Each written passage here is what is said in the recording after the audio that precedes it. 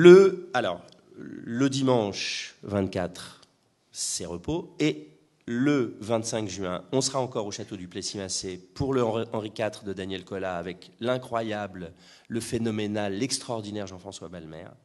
C'est un des cartons de la saison dernière. C'est même pas une incarnation, c'est une recréation du personnage d'Henri IV. C'est vraiment le numéro d'acteur de Jean-François là-dedans est proprement génial. Voilà. Et ça se jouera donc le 25 juin au Plessis-Massé et le 26 juin au château de Saumur. Et là encore, je trouvais intéressant non pas qu'on décentralise, mais qu'on délocalise des spectacles qui se joueront à Angers et à Saumur. Et puis Henri IV au pied du château de Saumur, je trouvais que ça avait un sens, que c'était amusant. Le 27 juin, donc je vous l'ai dit tout à l'heure, on retrouvera la pièce d'Édouardo de Filippo que monte Patrick Péloquet au château de Saumur. Et puis, parallèlement, les 27 et 28 juin, au Petit Théâtre Bouvet-la-Dubé, que nous retrouvons également cette année. On renoue beaucoup cette année. On aura un très joli spectacle de Brigitte Fossé qui s'appelle Cocteau en musique. Les textes sont de Cocteau, les musiques sont de Poulenc, de Satie, de Ravel. Au piano, il y a Yves Henry. Et la récitante, c'est Brigitte Fossé. Je suis heureux de l'accueillir dans ce festival dans lequel elle est beaucoup et souvent venue avec Jean-Claude Brialy. Et elle est évidemment ici absolument chez elle.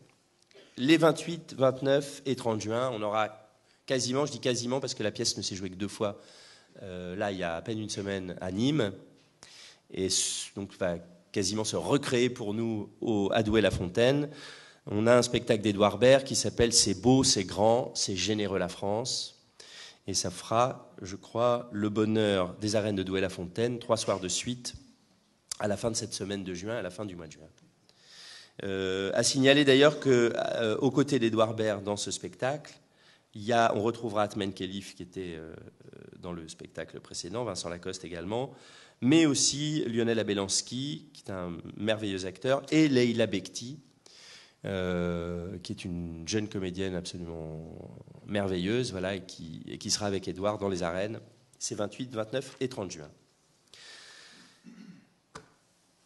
Le 1er juillet, c'est dimanche, on se repose, et on attaquera donc le 2 juillet le concours des compagnies et la semaine des compagnies.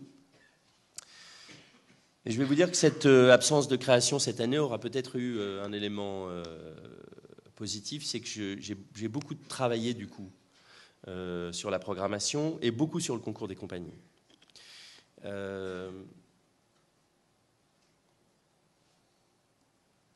C'est mon bébé comme ont été mes bébés, les créations qui se sont faites au festival depuis que j'en ai pris la responsabilité. Et c'est un bébé que je voudrais voir grandir davantage encore. J'ai essayé vraiment d'affiner cette année la programmation. Je sais que je le dis un peu chaque année. Et moi-même, je m'use à me répéter, mais voilà, la vie est comme ça. J'essaye de progresser, d'apprendre des années qui précèdent et de faire mieux d'année en année. Je pense que cette année, vous serez très, très heureux de cette programmation. On commencera par Beaucoup de bruit pour rien, de William Shakespeare. Sa comédie, qui, avec La Nuit des Rois et Le Songe d'une nuit d'été, est la plus connue. Elle a été en plus popularisée par le cinéma, notamment par le film de Kenneth Branagh. C'est un formidable spectacle qui m'a rendu jaloux. Et je vais vous dire une chose, moi, j'adore être jaloux au théâtre. J'adore être jaloux des spectacles que je vois. J'adore me dire, celui-là, j'aurais vraiment aimé avoir cette idée-là, et j'aurais surtout aimé être dedans. J'aurais aimé être avec ces acteurs sur scène, j'aurais aimé être avec eux sur scène. Voilà.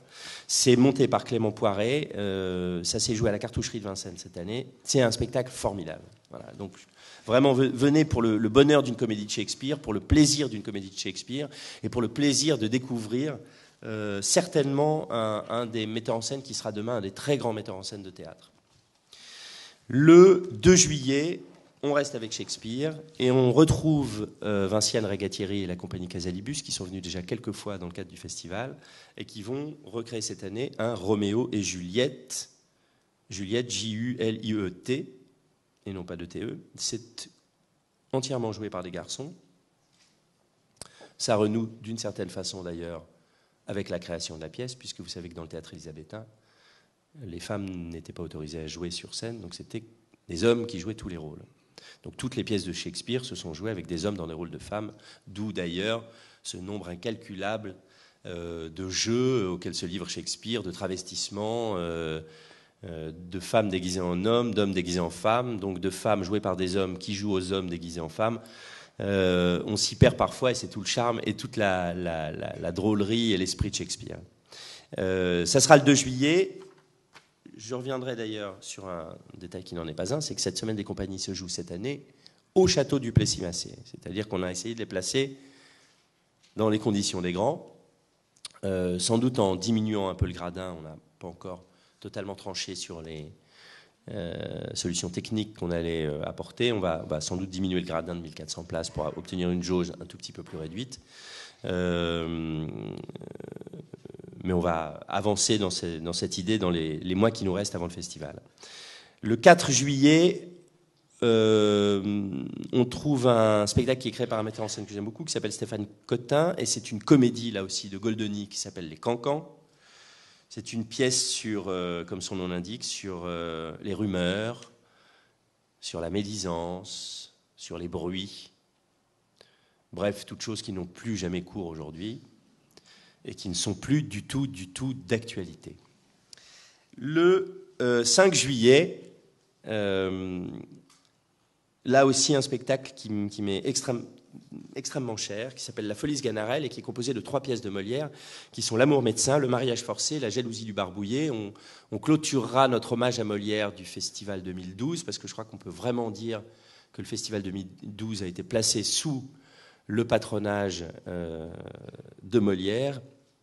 Et ce spectacle fait avec ces 3 pièces en un acte de Molière est absolument génial. Tous ces spectacles-là, il faut y venir en famille, il faut y venir avec les enfants, il faut y venir avec vos grands-mères, avec vos arrière-grands-mères, avec vos petits-enfants et vos enfants et leurs cousins.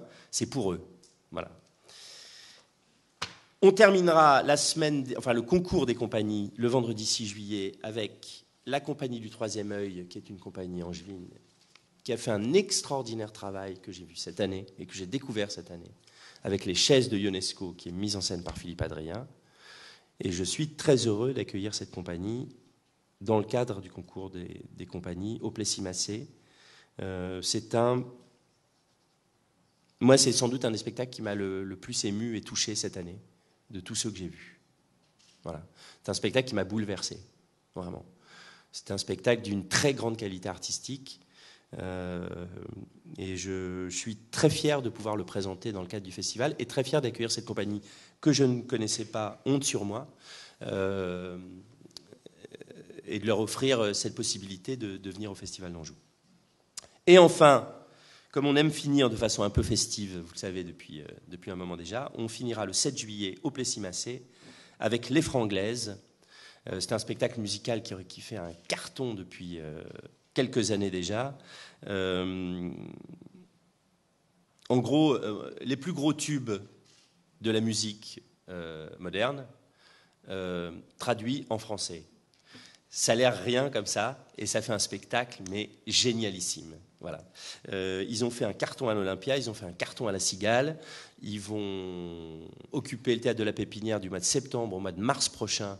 Je suis très heureux de finir avec eux et j'espère qu'on fera la fête vraiment au Plessis, à la fois pour la remise du prix des compagnies et pour clôturer ce festival 2012.